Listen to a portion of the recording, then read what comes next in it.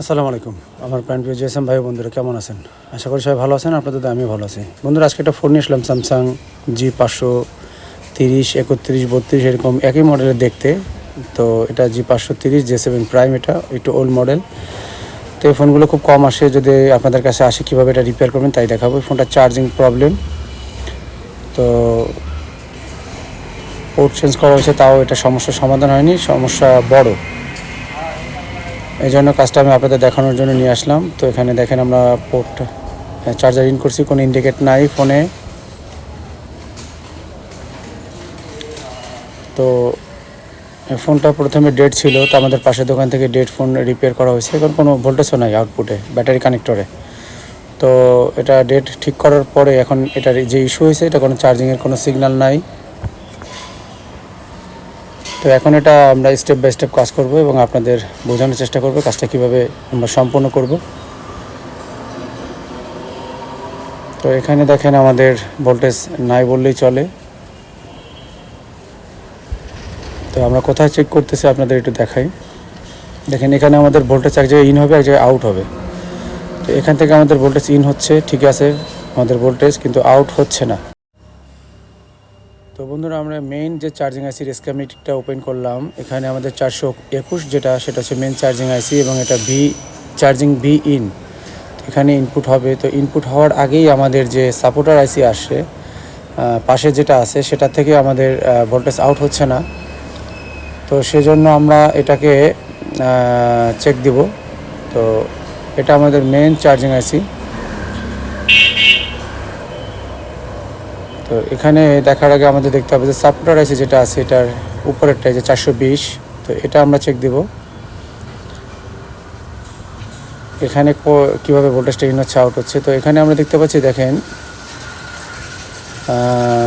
ভিবাস in A5 এখানে in হচ্ছে, but ভিবাস out A4 এখান থেকে ভোল্টেজ আউট হচ্ছে না আমাদের। তো এখান থেকে আউট হয়ে আমাদের সরাসরি মেইন চার্জিং আইসিতে এই ভোল্টেজটা যাবে।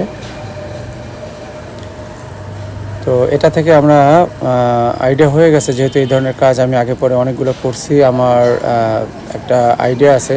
এই ধরনের ফোনে আমরা যদি মেইন চার্জিং আইসি না, যে সাপোর্টার যে আইসি আছে, ইউএসবি চার্জিং আইসি বলে ওটাকে, তো সাপোর্টার আইসি আর কি, চার্জিং আইসি নিচেরটা হবে। তো এই আইসিটা যদি আমরা চেঞ্জ করে দেই, এটা আমরা পোর্ট থেকে ডায়াগনস্টিক করে স্টুডেন্টদের দেখাচ্ছি।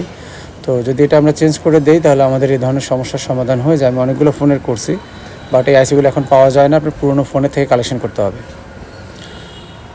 তো আমাদের কাছে পুরনো ফোন একটা ছিল, সেটা থেকে অ্যাট ফার্স্ট আমরা একটা আইসি লাগিয়েছি। তো লাগানোর পর স্টুডেন্টদের সামনেই তারাও আমাদের ভিডিওগুলো দেখে, যে আমাদের যে কাজগুলো হয় সেগুলো নিয়ে।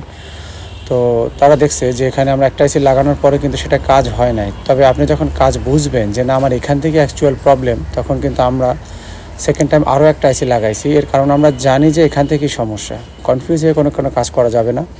তো আমাদের কাছে দুইটা মাদারবোর্ড ছিল, একটা দিয়ে যখন লাগাইছি হয় নাই, তারপরে আমরা সেকেন্ড টাইমে কোনো কাজ করি না, অন্য কোনো কাজ করি না, তাহলে আমি আপনাদের দেখাইতাম। এখানে আমরা চার্জিং আইসিটা থেকে প্রবলেম আমরা ডায়াগ্রাম থেকেই বুঝতে পারছি, তারপর অন্য একটা মাদারবোর্ড থেকেই আমরা আইসিটা লাগিয়েছি। আমাদের স্টুডেন্টরা বলতেছিল যে ভাই হয়তো চার্জিং আইসি ভালো আছে, অন্য কোনো প্রবলেম হতে পারে কি না। তো এই কনফিউজের কারণেই কাজগুলো কিন্তু হয় না। তো যখন আপনি ডায়াগ্রাম বুঝবেন, তখন কিন্তু আপনি আর কনফিউজলি কোনো কাজ করবেন না ইনশাআল্লাহ। তো এই আরেকটা আইসি আমরা এখান থেকে তুলে নেব, তুলে নিয়ে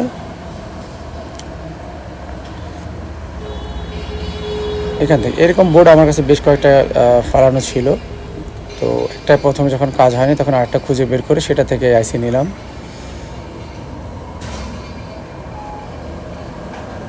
এখন আইসিটা রিভলভিং করে নিলাম।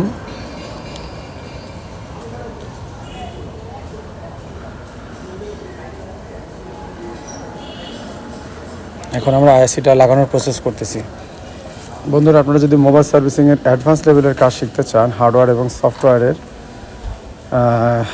আমার দোকানে বসে আমি কাজ শেখাই পাশে বসিয়ে। তো এভাবে যদি কাজ শিখতে চান, অবশ্যই আমার সাথে যোগাযোগ করতে পারেন।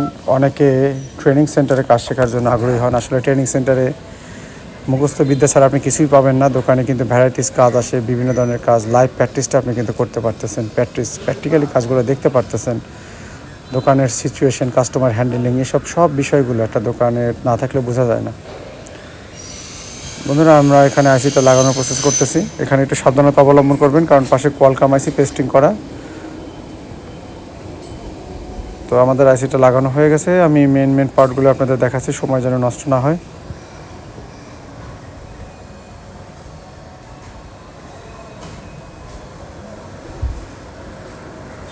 তো প্রত্যেকটা কাজের পরে অবশ্যই সুন্দর করে পরিষ্কার করে দেবেন। আমি আরও ভালো করে পরিষ্কার করবো, জাস্ট আমি একটু প্রথমে চেক করব।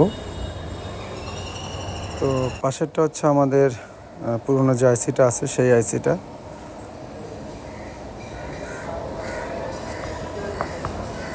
তো এখন আমরা মাদারবোর্ডে লাগাবো, লাগিয়ে চেক করব। আমি আর এখানে চেকিং করি নাই। আমাদের বন্ধুরা আউটপুটে 3.6 থেকে 4.2 ভোল্টের মতো আসার কথা।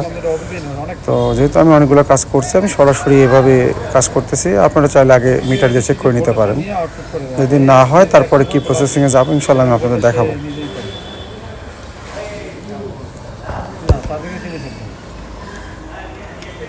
তো এখন এটা আমাদের ব্যাটারিতে লাগানোর সাথে সাথে 0.54 শুরু করে 1 অ্যাম্পিয়ার পর্যন্ত 1.2 পর্যন্ত টানে অনেক সময়।